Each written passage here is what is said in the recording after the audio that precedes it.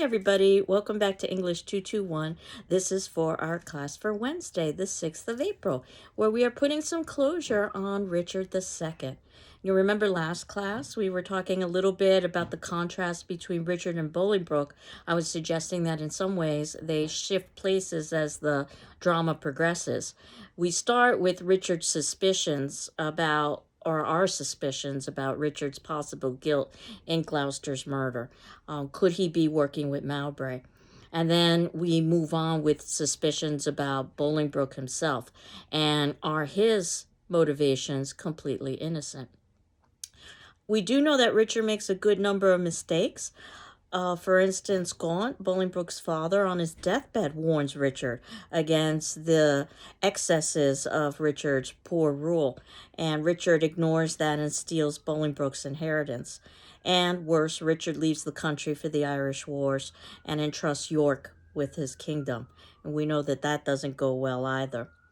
The consequences of all of this. Bolingbroke breaks his exile with an army, supposedly to get his inheritance. But of course, when you show up with an army, the suggestion is that you are ready to fight. Richard, after throwing a good number of tantrums, relinquishes his throne to Bolingbroke. Factions form for both sides. Richard, for instance, has Aumale, and Bolingbroke, who is now Henry IV, has York. So what we see is that families are torn asunder because of this. And Bolingbroke, who is now King Henry, imprisons Richard, executes traitors, pardons Aumale, and we talked about some of the reasons why Bolingbroke might be motivated to do such a thing. It could be for selfish reasons because he's trying to protect his rule and he wants people who are indebted to him. But it could be for legitimate reasons because he's trying to be a good ruler. We know that Richard is humiliated, which is horrific when we think about Richard being the God anointed. And then Richard, as I've indicated, and many of you have indicated in your attendance questions, or your discussion responses, he talks, but he doesn't act. He has long, long poetic speeches. And then finally, Exton assassinates Richard in prison, and Bolingbroke, who of course now is King Henry, is upset about that, but we don't know if that's merely for public appearances, and he had hoped that someone like Exton would take action and execute Richard and get him out of the way, or if Bolingbroke truly is upset about the idea that Richard is gone, understanding that for many, Richard is the God anointed and always will be, and ultimately Bolingbroke's rule will be uneasy. So he takes a pilgrimage to the Holy Land. And what I said last class that I wanted to talk a little bit about was the idea of the tragic hero, because the entire title of the play is The Tragedy of Richard II. Though certainly we will be moving into the tragedy section when we go and study Macbeth and Othello. Those are the two tragedies we will be examining this semester. But the history plays, as you know, are loosely based on British history and are very politically oriented. But this play definitely has the flavor of tragedy to it, where you would have a great man, someone who is above and beyond the ordinary, who would experience some kind of downfall. And this downfall would be a result through that individual's flaws, but also outside forces beyond their control. And then eventually this individual would accept some level of responsibility. And then there's learning that goes on for us as audience, that what we should feel is pity for the individual because this was a great man.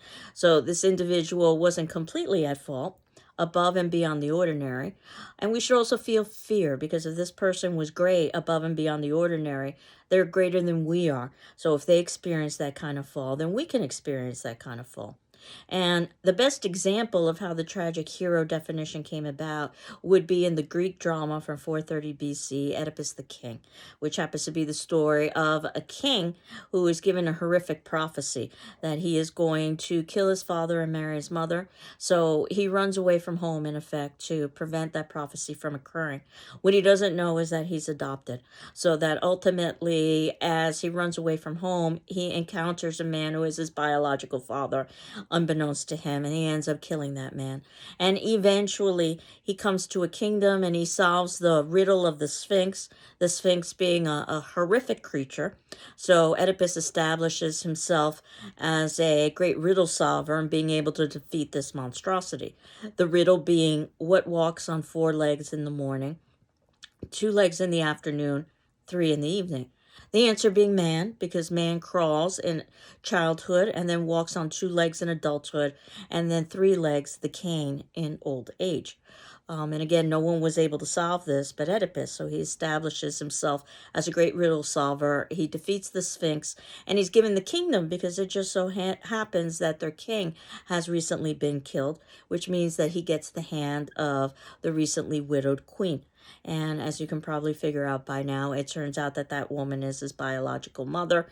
And ultimately, he ends up having children with her, which is the reason why the gods are angry, which is how Oedipus the king, the play begins, where he's a ruler and there's great plague that's going on. And he's trying to solve the reason for why. And it's because of the sins he's committed. And this goes all the way back to his birth parents, that they had consulted an oracle and had been told that one day their son would kill his father and marry his mother. So they give their infant baby to a servant to kill. Servant takes pity on the child. They don't know that. Abandons the child, and then the child is found and ultimately adopted and not told that he's adopted. So when Oedipus becomes a man and is given the same prophecy when he consults the oracle that he will kill his father and marry his mother, he's under the impression that that means that he will kill and marry the individuals who've reared him because he believes they're his birth parents. So that's just a general synopsis of the story, that Oedipus is a great man because he is a king and he tries to do the good thing by protecting his parents. And also he is very smart because he's the great riddle solver.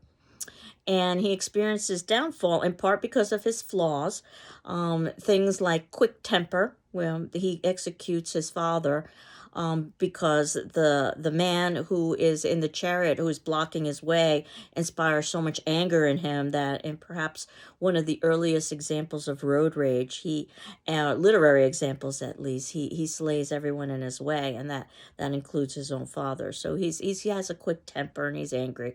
And again, thinking about the different way of seeing the world in Greek society, Oedipus's major flaws in trying to outwit the gods rather than accepting his fate, which is difficult for us as contemporary audiences to understand, because as a contemporary audience, we would do everything within our power to try to prevent such a horrible thing from happening.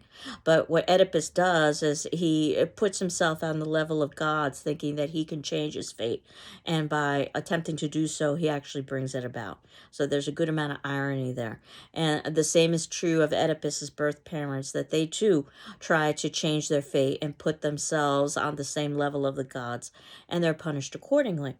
And this play is usually identified as the first example of tragedy and tragic hero, and that helped to define the idea of tragedy and tragic hero.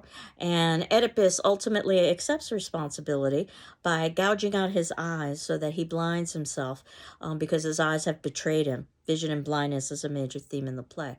But that said, he has insight. And his wife/mother can never be considered to be a great tragic hero because she commits suicide rather than try to confront her sins and make amends. She cares more about herself than about the populace. And Shakespeare would have been well aware of this definition of tragedy and tragic hero and would have used this for his plays. If you think about plays that are named after particular characters, Macbeth, Othello, King Lear. All of these are supposed to represent the great men above and beyond the ordinary who experience some level of downfall. That said, that's not to say that Shakespeare wouldn't take some liberties and change the definition to suit his dramatic purposes. And we've got Shakespeare who is mixing genres in that we've got a history play, Richard II, but it is the tragedy of Richard II, so it has elements of tragedy within it.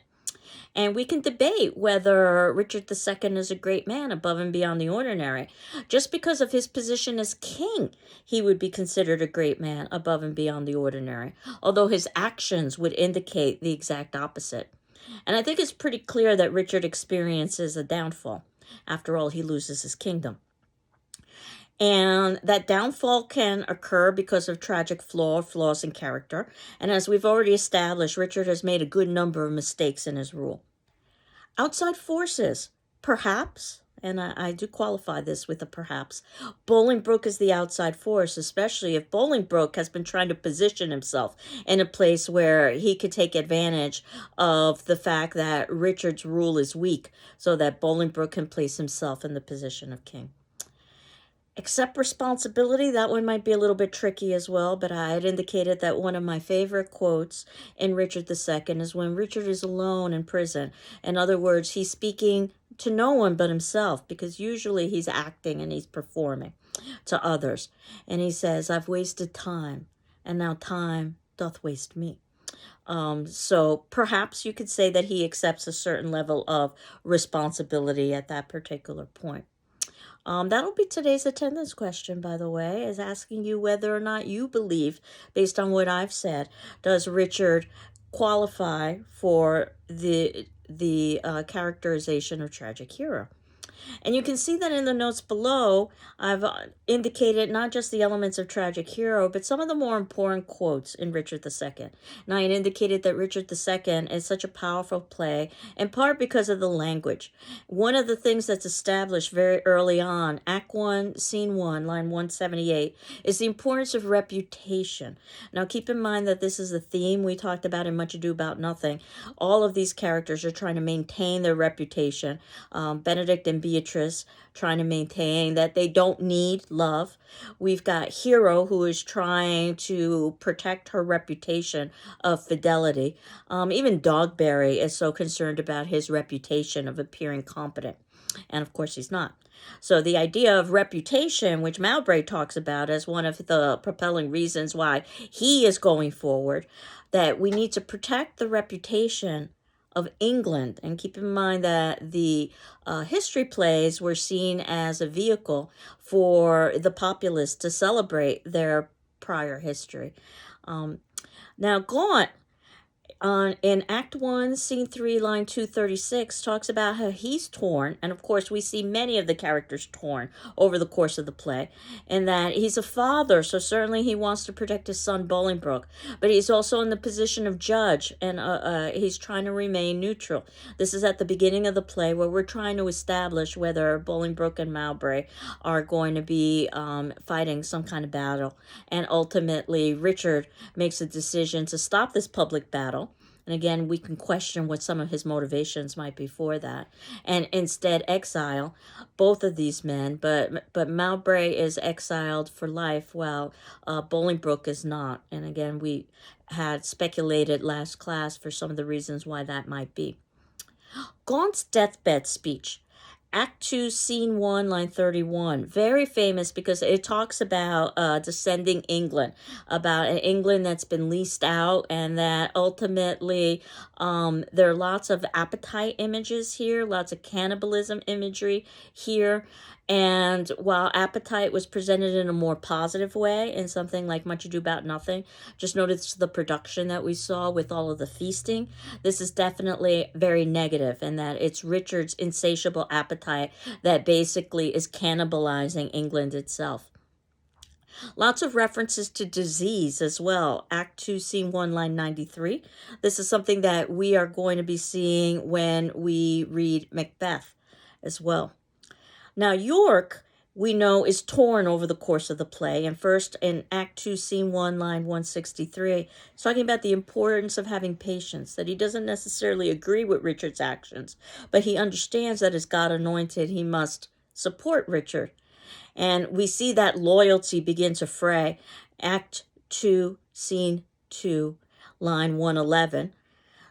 Until we get to the point in Act 2, Scene 3, line 152, where he decides to remain neutral. And then at this particular point, Act 3, Scene 247 is where we get Richard and some of his histrionics, his public lament that he's been abandoned by all of his followers. And what we see is him vacillate back and forth. For instance, in Act 3, Scene 2, line 83, and he goes from false bravado to deep pathos and pity and despair. Certainly, it's not the actions of a ruler that one would expect in a public forum, because again, he is surrounded by his fellow soldiers, the few that are still supporting him. So he is not necessarily providing a sense of steadfastness or of competence here.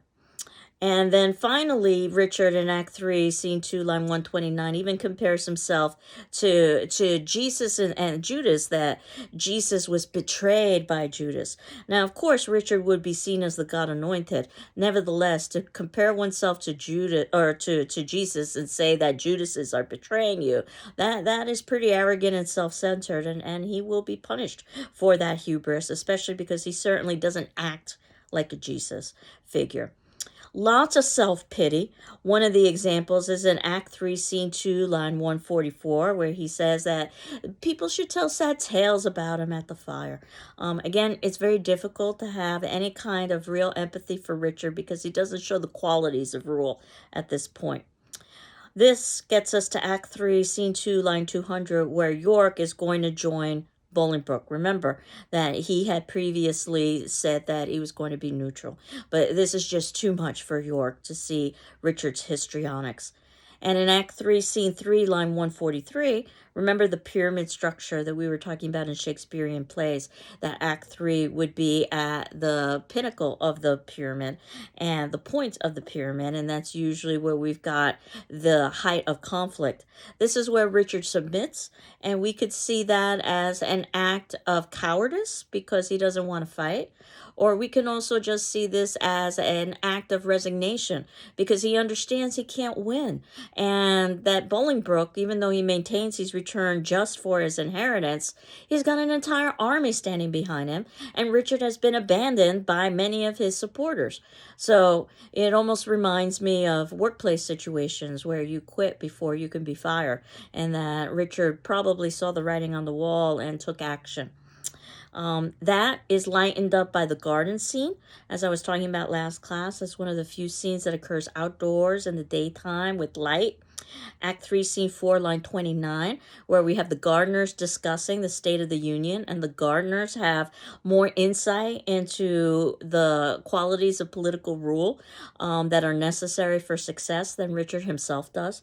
Again, not too surprising for Shakespeare to put rather astute statements in the mouths of lower level individuals to illustrate that just because one is born in a particular position in the chain of being in the hierarchy, that doesn't necessarily mean that one's actions reflect that.